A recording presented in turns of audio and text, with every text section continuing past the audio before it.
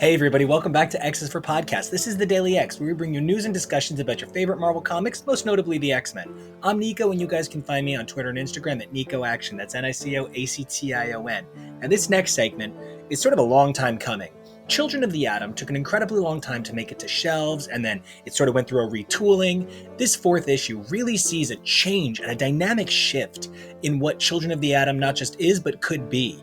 Tying it into the Hellfire Gala is such an exciting idea, and these kids are finally going to get their time to shine under the pen of Vita Ayala. In this next segment, Nathan, Maddie, and new contributor Steve break down what made this issue so amazing and their feelings on it. We hope you guys enjoy, and if you do, don't forget to subscribe and like for more amazing Daily X content. We'll see ya. Hey everyone, this episode of Xi4P Podcast, we are covering Children of the Atom 4. I'm Nathan. You can find me online at DazzlerAOA on Twitter and Instagram. Today we have with us Steven. Steven, where can we find you at? You can find me sometimes appearing on the X of Words podcast. I'm around on Twitter at Howdy Duda, and really that's about it for now, but more stuff coming on the way. And I'm Maddie, and as always, or as kind of always, you can find me over on Instagram at The Basely Covetous Man and over on Twitter at Basely Covetous. First off, thank you, Steven, for joining us again. You were with us on that amazing classic X-Men story coverage, so I appreciate you popping back in with us to help us cover Children of the Atom this morning. So yay, welcome back to the show. Thanks for having me. Always a pleasure. I don't know, Maddie, have I covered Children of the Atom with you before? I was fortunate enough to be on the first issue of coverage of Children of the Atom. If you were a part of that, I have a nasty habit of not listening to my own voice in recording, so I could not conscionably tell you if we were a part of it together, but if not, I'm glad to be here now. No, I've been on one before. I think it was the second issue where they're talking about the Dazzler concert going to, which I was like freaking out about. I don't know if that was the first issue or not. That was in fact the second issue, and I had a feeling that's the one you were a part of because Dazzler. That's your girl. Right? I mean, I guess it seems like it's all I seem to talk about ever, but it's been a while since me and Maddie have covered it, and I know, Steve, this will be the first time you've been with us to cover Children of the Atom. So I just wanted to real quickly see, where is everybody at with this series? What is your take on issues 1 to 3 going into issue 4? You know, I had a lot of expectations for this series, and I will start by saying that it's not that my expectations are not being met. It's just that my expectations have had to change. What with the horrendous rescheduling issues that this book faced, and poor Vita Ayala, I cannot imagine their stress and concern over having this title shelved for so many months when, in fact, it is such a great title. But all that time left me room to speculate what would we be getting, and I think most people coming out of House and Powers into the Dawn of X with the announcement of this title, with the mock-ups of the characters, were really expecting a Chimera story. Now, it's not to say that that's not where this is going. It does not look like that's where this is going, but so every issue I keep waiting for the mystery to be resolved, and like any good piece of media, the mystery isn't meant to be resolved in the first 4 or so issues. I mean, if you're Twin Peaks, you wait until a season and a half in, which is unheard of. Nobody resolves their season 1 mystery midway into season 2. So I have thoughts, I have comments, I have concerns. I'm ready to unpack them all. But if nothing else, I think that this is an exceptional combination of art and writing. I think that the fact that it has been oscillating between character viewpoints, every issue we had a Buddy-centric issue, we had a Ben-centric issue, we had a Carmen-centric issue, we had a Gabe-centric issue. I'm excited to see how, once we get through the full roster, because we only have JJ's perspective left, and this issue certainly left it open for next issue to be JJ's perspective. I'm very excited to see where not only issue 5, but issue 6 will take us, because that's going to be a departure from the prose, from the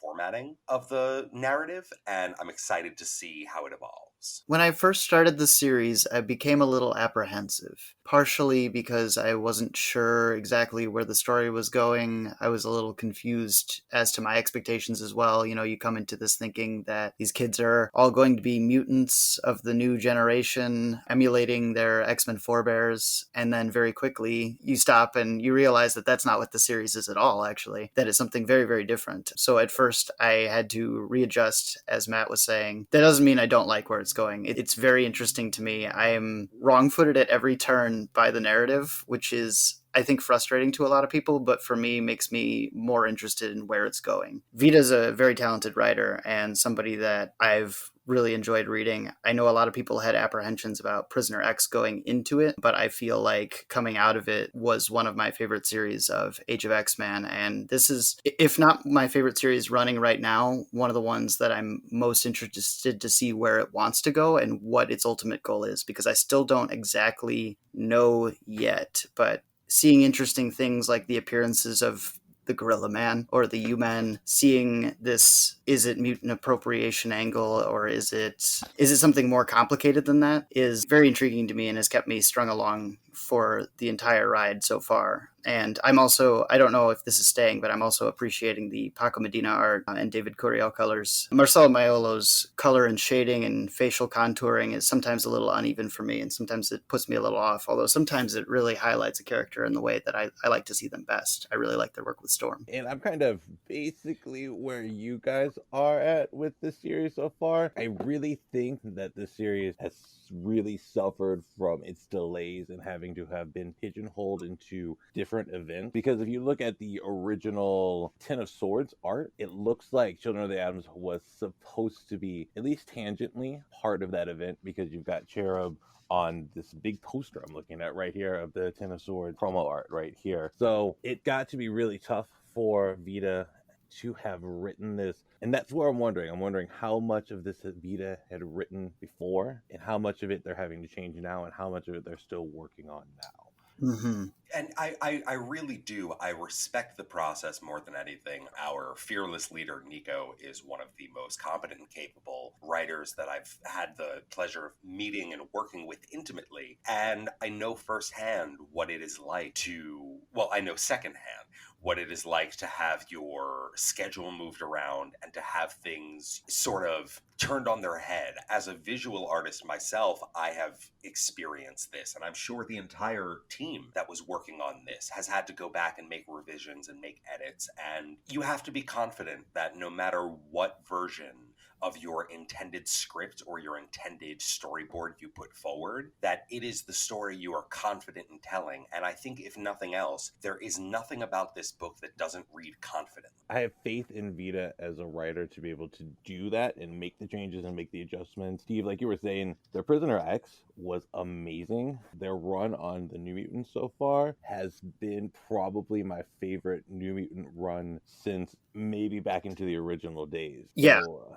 they are a really amazing writer. So let's get into the credits for Children of the Atom 4. So obviously we have Vita Ayala as the writer. We have Paco Medina as the artist for this one. David Curiel as the color artist. We have VC's Travis Lanham as the letterer. And Tom Moeller is overall design for the X right now. That overall design piece is actually really important. So if you're noticing on all the credits of any of the X books right now, Tom Moeller is on the design. But that helps with things overall from just Cohen to the overall look of the data pages to a lot of the formatting things. So having somebody on like an overall design for that has really brought together the X books in this Age of Koei in a way that we really haven't seen everybody aligned to in the past. Hold on, where's my notes? Right here. This issue is seemingly, to me, has been sort of pigeonholed into the Hellfire Gala event. It's tangentially important to the book itself and to the plot. Do you feel that this book being brought into the Hellfire Gala in this way makes sense? Do you think that it helped the book, or do you think that they should have just kept the Children of the Atom completely outside of the Hellfire Gala? I personally love it, and the first thing that I thought when reading this issue was, of course, because of all of the delays, this issue, probably of the four that we've read so far, suffered the most in terms of rewrites and revisions, but it did not suffer in terms of execution. I think that, if nothing else, Vita had such a deft hand in realizing the Hellfire Gala, the idea of humans being open to Krakoa, ties directly into the team's gateway issues, and I think that it was a very natural, logical progression in such a way that I think that people who were not so aware of the the scheduling and timing issues of this book's release might not have picked up on. It certainly is not, to compare it to something that we covered recently, I think that the Union suffered terribly just by virtue of being. But I think that it suffered the most from having been moved from an Empire crossover to a King in Black crossover. And I feel like the entire 5 issues never bounced back from its editing and revisions. I think Children of the Atom has room to grow, and if nothing else, waited for the appropriate moment. Because I, admittedly, without the Hellfire Gala, I can certainly see the inclusion of the X-Men that we get later. That is not directly tied to the Hellfire Gala. The floor was set for that with the Jerusalem habitat from an issue ago. The introduction of Captain America, Captain Marvel, and Iron Man confronting the Krakoan, stand-ins about the quote-unquote young mutes. They were already in the wings from issue 2 or issue 3, I'm forgetting at the moment. But I think that the Hellfire Gala really was such a strong inclusion in a way that homogenizes the earlier inclusion of the X-Men that we are seeing come to fruition in the final page of this issue. I agree in large part with most of what Maddie just said. I think you really hit the nail on the head there. I just reread all 4 of the Children of the Atom issues right before we started recording today. And I gotta say, I completely forgot that the Hellfire Gala was not supposed to happen in conjunction with issue 4. Reading it, it felt like that was always what was going to happen. It felt very natural. It felt like the next step to progress the story forward. So I think you're right. The timing just worked out perfectly, and a lot of credit needs to be given to the deftness of Vita's ability to change course. I think that on the exact topic of Vita's deftness, because I cannot credit them enough for their ability, my first introduction to Vita Ayala was in Storm Standalone during Ten of Swords as a Marauders issue, the first issue not written by Jerry Dugan, and I typically have such a hard time accepting when a writer is replaced or an artist is replaced for a single issue, a single arc, or indefinitely. And Vita made me fall in love with them pretty immediately. Vita's deftness in writing these 4 issues, because I also read them this morning again back to back before this recording, I would never assume that there was a single scheduling issue to the point that I'm considering picking this up in a trade if the quality and consistency remain the same. I am not the biggest collector, especially of floppies, but trades I'm very particular. I read digitally, I kill the industry, I'm the reason it's dying. But I really am considering right now, my thought after issue 4 was, I'm going to pick this up. This is now in my buy list. And that is a credit to the art. It's a credit to everything, but it's more a credit to Vita than not. Vita has been so deft in what they're doing for this. I can't praise them enough for this. Going back, when you look at some of the issues, issue by issue, been harder to understand, but now that we're on issue 4, you can kind of see what they're doing. There's a rhyme and a reason for everything. I think issue 3 as a standalone issue sort of threw me for a loop with their journey on the spaceship, and you're like, how did they get the spaceship? What's going on there? But you know that we're going to find all that out.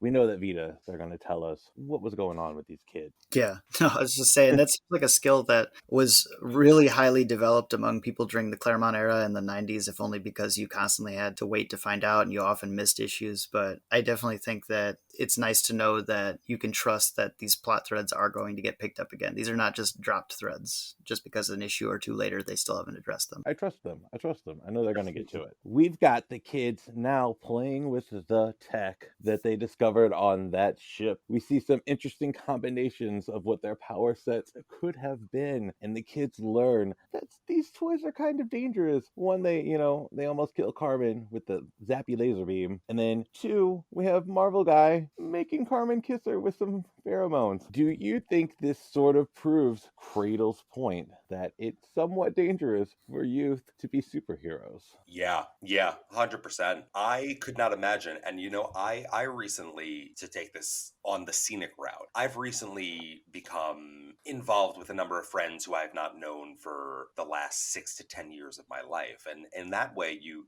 have no other option but to look back on a life that you no longer recognize. So I feel like the answer to this is twofold. I do not remember at 30 years old what it was to be 15, 16 years old. I remember it in pieces. I remember it more in the company of people that I shared that time with. And every time I share a time with someone like that, I'm like, oh God, we were out of control. And I was a relatively good kid, but my decision making was so poor in in so many ways that if you add mutant abilities or any metahuman abilities into that mix, I would not be here today, potentially. I definitely would not be in the same position, and I might not be here at all. That said, I think that the way the discussion was handled in issue 2 between the representatives of the Jerusalem habitat and the representatives of the Avengers was just that in reverse. It's an adult looking back on what it is to be a child without the recollection of what it was to be specifically the child that they were.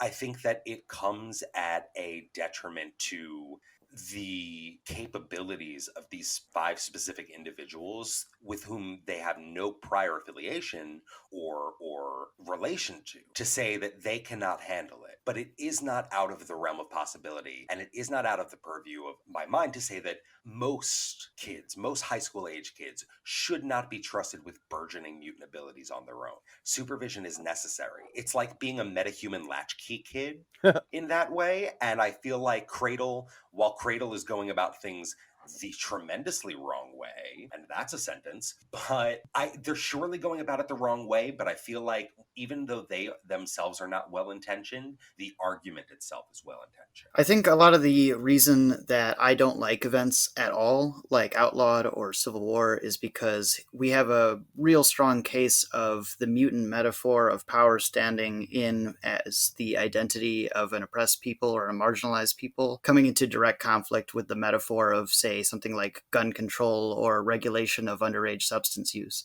When they come at each other, they can't both be the same metaphor that they were when they weren't interacting. And I think that often hampers, hinders, or completely takes the legs out from under an idea like this, like a crossover event or something like this in the superhero world. That all being said, yeah, Cradle is a corrupt, bad institution. Mutant registration is something I'm never going to get behind. We can talk about non-mutant teenage powers because that takes the marginalized people metaphor out of the question, although it creates other questions. But I think that really the larger question for me is that it is who gets to supervise, for sure. Because the question isn't really whether kids should be trusted with these powers on their own without supervision, or whether they shouldn't, or whether they should be registered with the government, or whether they shouldn't. It's the question of whether they will be mentored and guided in the exploration of their power, to use the mutant metaphor, by a set of experienced elders who know what happened to them when they were young and can help them through this process, or whether they're going to be under the watchful eye and lock and key of a state system, one that is only looking out for its own interests and is frightened of them rather than looking to help them develop themselves in healthy ways. And I think that makes all the difference here in this particular situation. With Kamala's law, I think anytime you go about registering superheroes or superhumans, especially when you target them like you did the Mutant Registration Act, that is always going to elicit these responses in me that definitely you're attacking a marginalized people, you're limiting a marginalized people. When you look at these particular kids in this particular instance, yeah, it makes sense, but I get what you're saying, Steve, too. These were mutant children, and they were just out there fucking around with their powers, and they could be resurrected. Who cares? Then who cares if they're out there playing with each other? Who cares if Pixie gets her head blown off? Because she'll just be resurrected in the morning. It's tough, and you're right. When they do use those heavy-handed metaphors, it does lose a lot of what they're intending to do, because there's too many issues that can be brought all into one, and it makes something that they're maybe trying to oversimplify. It makes it a harder problem to oversimplify than they want to. The first time Benny uses his pheromone seeming or chemical mind controlling powers, immediately his first reaction is like the main character in Die, I can't remember their name, does the whole like this one is the most dangerous. I'm gonna have to look out for this because I don't trust my little brother with this, and I don't want to put that burden on somebody else. So we're gonna have to almost never use this one, and that's a great sign. That makes me feel a lot better about some of these kids. If I could jump back to the conversation you both were having about the metaphor for marginalized people in the group dynamic here, in that they are a youth, and that in metahuman people are just a stand-in metaphor for, the marginalized experience in, by and large. I wanted to say that there's been a lot of use of the term heavy-handed, and I want to clarify that I don't think that any of us are saying it's heavy-handed on Vita's part by any Oh no. means. I And that definitely. was, if nothing else, that was the second I hear heavy-handed, I was just like, wait a minute. First argument that came to mind for me, because I'm always ready to go to war, it would seem, is that this metaphor has been pervading this title in an organic way since the second issue, since the Gabe-centric issue, in which he, specifically through his narrative, through the prose on his part, defies the expectation of a marginalized youth and brings up at one point, everybody has expectations, prejudgments. No one ever bothers to ask what I want. They don't care about who I feel like I am or could be. And I feel like it's blossoming the metaphor of the marginalized individual as not only a person of color, but as a person of mutant ability, and also as a youth in this dynamic with the oppositions of Cradle, the oppositions of the ideologies of the Avengers, and the ideologies of the higher ups and the adults on Krakoa. I think this is a lotus flower of a metaphor in a lot of ways, and I think that it's so beautifully handled so far. And I keep looking at my shelf. I'm like, I have to make room for this trade now. God damn it! God damn it! Yeah, and we keep talking in circles, my friends and I, about the idea of the mutant appropriation thing that is, and I think it's interesting to note that like most, if not all, of these kids are also a different kind of human marginalized person, with maybe Oh the my exception God, of yes. Buddy. Buddy is very gender nonconforming coded, despite being referred to as she. Just I Yeah. mean, and Benny, I have this strange feeling that Benny is ace, but I'm not going. Oh my I God. was pretty sure. I thought that was pretty well stated in this one. So I yeah. thought so too, especially I mean for there's confirmation stuff in there, but it's never explicit in almost any media. Yeah, I thought that this was a very strong case in this issue. One of the questions I was going to ask, and one of the important questions of this series. So, if as it looks, they're just human kids playing with tech, tending to be mutants, at what point do they jump from being really strong mutant allies to mutant appropriation and even further things like, pretending to be a minority or not? At what point do they cross the line? Have they crossed the line if they're really human kids? And is it as fine of a line reading these wonderfully nuanced characters and their reasoning behind it? And obviously, they're not doing it for the wrong reason.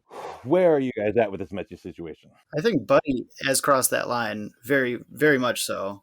It towards a fetishization of mutant culture beyond I mean, taking somebody's shirt, attempting to get their DNA, and then saying if this doesn't work, well, we'll just get the DNA somewhere else. It has very much crossed the line into a weird realm. That opened my eyes to her role in it, and it a little bit weakens my argument to the opposition. I was going to say that I think the main theme in this book so far is skirting the line of cultural appropriation and mutant appropriation. I think Buddy even goes as far in the Dazzler issue, in issue 2, when confronted about her appropriation of the Cyclops role, is to say that it is a thoughtful and heartfelt homage and tribute. But I think that if nothing else, before this title is done, it is going to prove that you don't have it all together when you're young, and they think that they're coming from a good place. And Yeah. I think that Yeah. the way things are going is we are going to find out that they are not in fact mutants, and that they are going to have to accept that in themselves. I think that they're going to have some sort of, retroactive and retrospective awareness of the ways in which they have skirted with that line, particularly Cyclops last more than most. But I think that this is a group of really well-intended, diverse kids, and I think that it would be short-sighted for me to say that I think that they are playing with something they don't understand and cannot learn and grow from it. So, do we think that Gimmick is attempting to come out as a mutant to Benny, if not the whole group? Yeah. Yeah, but is she a mutant or is she like Brood. a Fantastic Four type gamma radiation type superhuman or something like that? I just, by comparing the juxtaposition of the A plot and the B plot in that issue, I Yeah. have to say that she's a mutant, if for no other reason than she's the one to say, or someone is one to say, that, mutant ability can manifest in the way of physical illness, et cetera. And we Yeah. see her go through that entire spiel at the same time as we're learning the fact that Cole did not go through that experience, but rather had himself supplemented with mutant DNA. And we kind of gauge everybody's varied response to that in real time. I think, if nothing else, my smart money is on Carmen is the only mutant in the group now. And there's going to be a veritable cavalcade of response to that, a very varied response from every member of the group, because we are talking about a group that in their youth are flirting with varying degrees of mutant fetishization and mutant appropriation. And I do think she's a mutant, admittedly, but I think that she is the only mutant, and I think that that's going to be something that we have to tackle by the end of this arc.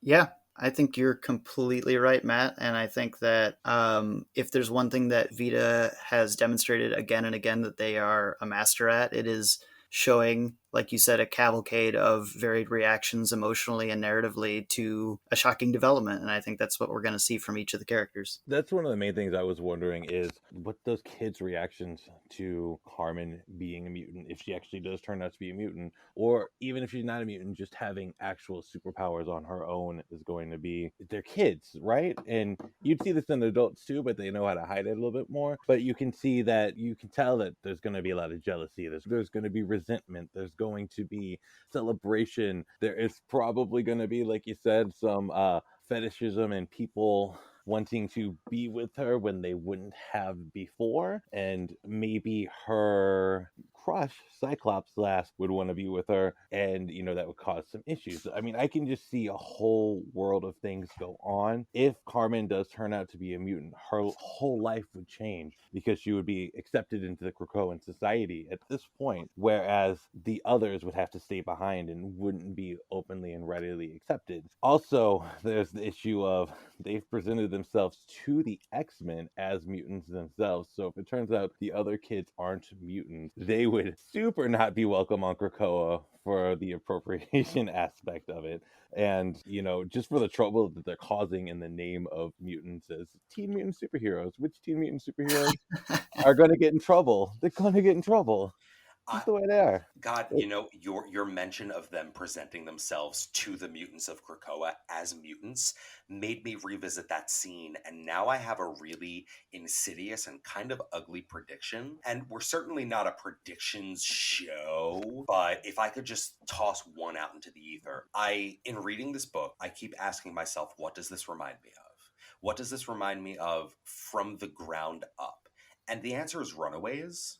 Oh, It really strongly reminds me, beyond the parable of youth discovering ability in the face of oppression, it really reminds me just of the early foundational elements of Runaways. And I think that we are going to see, because this title is not derivative by any means, but if the dynamic of the group is what is leading me to make the Runaways parallel, then I'm going to make an early prediction that Buddy turns out to be not so good. And I have not a lot of theories behind why, but I have a lot of predictions as to one early instance is that exact scene where they're talking when they are approached by Storm as, they should be joining Krakoa if they are mutants, and everybody kind of has the reaction, well, you see, and it feels like on everybody's lips is the fact that we tried the gates, it didn't work, we simply don't know. Buddy, as the de facto leader, is the one to say, we're simply fine here, thanks. Like, we will let you know. She's the one being dishonest by way of lies by omission.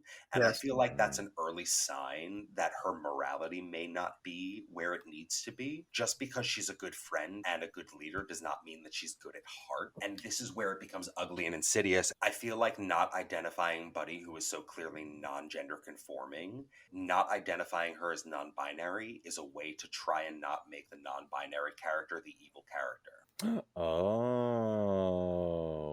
Especially from a non-binary writer. I feel like it is it is an effort to include gender non-conformity without out and out making a gender non-binary individual the villain. I do feel this strange sensation that Buddy is turning out to be, like, I don't want to say a villain origin, but there's there's uncomfortable aspects specifically centered on Buddy. Her interactions with Carmen are extremely off-putting, given her seeming lack of interest in Carmen in the way that Carmen would like. The mutant fetishization is strongest with Buddy, and going back and having reread issue 1, in Buddy's first line of exegetic dialogue in that issue is to scream at some depowered mutants, the most marginalized of mutants essentially, to scream at them that they are giving mutant kind, which she is not a part of, explicitly, a bad name. And to me, that it is so dirty to read that now, knowing what we know later in the series, to go back and reread that line and see the way that she's dressing up as a mutant in mutant powers to harm depowered mutants while telling them that they're, by shouting respectability politics of a culture that she's not a part of at them. And it's infuriating, honestly, in retrospect, and it should have been infuriating when I first read it, especially, but I'm infuriated at Buddy, not at Vita or any of the artists.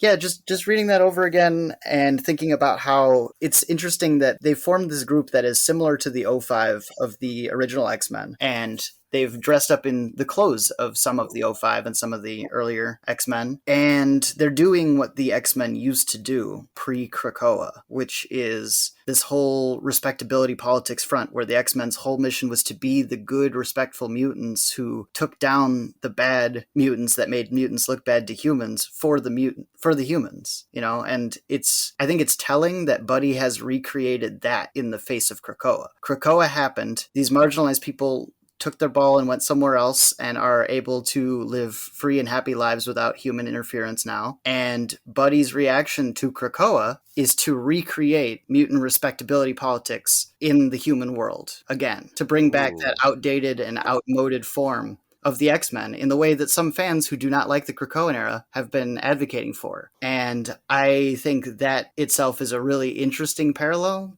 that I am starting to read into the character, and something that convinces me that this is not a character that I am going to like very much as we get further and further into the story. But it's a wild characterization. It's very interesting to read. Ooh, along that lines too, just like the whole relationship Buddy has with Carmen. Like it's got to be obvious to anyone that like Carmen is madly in love with Buddy. Yeah.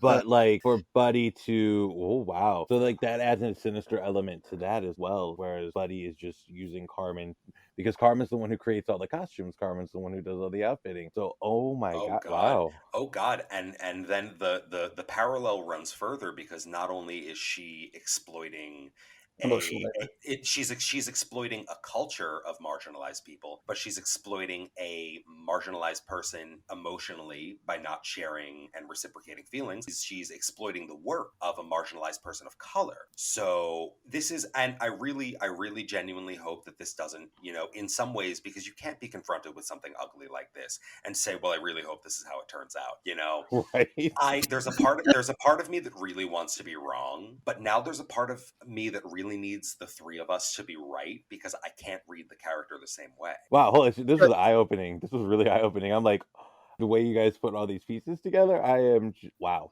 These are not opinions I've formed entirely on my own. I do a lot of discussion with the other people in the X of Words chat, and honestly, this is just stuff we've been turning over in our heads since day one. See, I envy you, because these are things I just think out in my own head like an asshole with no one else to talk to about it until Sundays when we record. So mine are half formed by way of not having that outlet. So I'm just like, oh my God, yay, Nathan and Steven. Well, we're here to share more information with you and other information. I just don't want anybody to think that this is necessarily original work on my part. Although, absolutely, I agree with a lot of it. Major respect. Major respect. That makes these other questions seem inconsequential, but I'm going to ask them anyway. I do like how Vita, they're playing with teenage sexuality in this book. We've obviously got Carmen, who is a lesbian. We've got... well, now I don't want to say Buddy, who may be non-binary, but maybe she's a villain too. So maybe we just want her to stay as a villain. And then we've got Benny, who appears to be Ace. I find it actually refreshing, and seeing those conversations, especially when Benny thought that Carmen was trying to say that she loved him. I thought that was hilarious and kind of reminded me of some of my own teenage conversations with people. What do you guys think about the exploration of sexuality that this title is actually giving us? It's refreshing to see a variety of different sexualities, some that I still am not 100% on, of course. Definitely a little confused having gone back and read Buddy's thoughts about Gabe and Gabe belonging to somebody else, but I'm unsure of who that is supposed to be. Does Buddy not know that Carmen is a lesbian? Is that possible? Is Buddy that oblivious? A little, yeah. I really think so. I think that I was confused as to the fact that Carmen may be biromantic until this issue because of that buddy-centric issue. And now, even though I've just reread it after this conversation, I hope you both know, I'm going back and rereading issue 1 because I need to specifically reread Buddy's cadence and, Buddy's tone. And Stephen, I genuinely envy you for having had this elements of this conversation before your reread. I value these conversations so much, and I think that's something that we provide for each other, and I hope that we provide for our listening audience, that when these conversations hit, man, they hit. I'm blessed to have these kind of conversations on an almost daily basis. And if you ever want to have some with me, come on and jump in, please. Anytime. I'm ready. Let's go. Me up Twitter, anything. You can just come at me with a thing. You'd be like, I believe this. See, love to see it. This is how the Cult of X starts. Not the Cult of X from cable, but like our Cult of X. You know, X-Men fans have been called a cult on Twitter a few times, so let's not propagate that. But anyway, my last question is, so when they're attacked at the gate, they're taken down pretty easily because, you know, they're kids and they don't have much experience in their, not powers, but their equipment. But Nighty Nightcrawler escapes and comes back with the X-Men. This panel here is the only reason that I think this issue was written before and had to be reworked, because if this was written now, I would have thought that the X-Men would have been closer to what the lineup of the X-Men that was just announced during the Hellfire Gala was. But Nighty Nightcrawler escapes. Do we think, did Buddy's scheme to get through the Krakoan gates, did that work? Did Nighty Nightcrawler get through? Or did the X-Men just somehow magically know they were in trouble? I think he used Storm's communicator badge that she gave them in the issue previously. Agreed. Yes. Agreed. I didn't even think that angle through. I was like, oh, he went through Krakoa. He went to the gateways. Oh, my God. I'm just curious to know, well, no, that's a stupid thing to say, because I was going to say, I'm curious to know how the teleporter got into Buddy's room to get the communicator. Like, that's silly. So that's my thought. My thought is that he was just like, blink, blink, blink, blink, blink, blink, blink, blink, blink, until he got it right. And it wasn't as cute to sing it with Bamf. Like, I know that it's Bamf, but it would have been like, Bamf, Bamf, Bamf, Bamf, Bamf, Bamf, Bamf. I think it changes the track totally, though. That's a track I want you to drop, Maddie. You need to drop that track. Bamf, turn it up, Bamf. we got. It's my EDM single, like Will Smith and Jazzy Jeff. Speaking of EDM singles and these kids rocking out, how crazy is it that they are in a band? Wonderful. Every teenager should be in a band. Yeah, a little bit. The team. In favor of being in a band, I was just a part of a bunch of like maybe 3 to 5 of us that would get together like when school let out in the lobby and just obnoxiously play like discordant music while people left school. Yes. It was just a lot of figuring out like, what's that? A C minor? No, it's a C major. Oh, hold on, wait a minute. While like 350 kids like rushed out to their bus. Wait, you played it at the school? Yeah, like, literally. Oh yeah, while people were leaving, it was just like I was like that schmuck when I was an underclassman that just carried my guitar everywhere and like always played Wonderwall. So please, guys, if you liked me before this episode, please continue to like me. I've grown a lot. And that's all. Every teenager should be in a band, no matter what that band looks like. Yeah, if you're terrible at playing, be in a band. If you're good at playing, be in a band. It's hella awesome, though, Maddie. That's crazy. I love that for you. That's great. What instrument do you think that everybody plays in the group? I'm going to say Benny's on drums, obviously. Yeah. Because we've seen it. I feel like Carmen would be very skilled at keys. No, you know what? I feel like Gabe would actually be a very skilled pianist. Okay. So help me figure out Buddy, Carmen, and JJ. I think Carmen's a singer. We know that Carmen sings the hook, and we know that Gabe does the verses from that little data page. Oh my God. I'm assuming that's. Oh, I knew about Carmen, but was that Gabe? Really? Wow. I don't like to assume because the name was Dark Colossus, but Very, very fair. he's just the only one we have not seen other than, Archivist X, Faintly Frosted Stitches, and then what was it, Weapon Extra? Yes. Weapon Extra. Yeah, Weapon Extra was a good name. God, Buddy. I feel like JJ doesn't do anything. Buddy's guitar. No, I would say JJ's guitar, Buddy's bass. Oh, ooh, okay. JJ's not in the basement.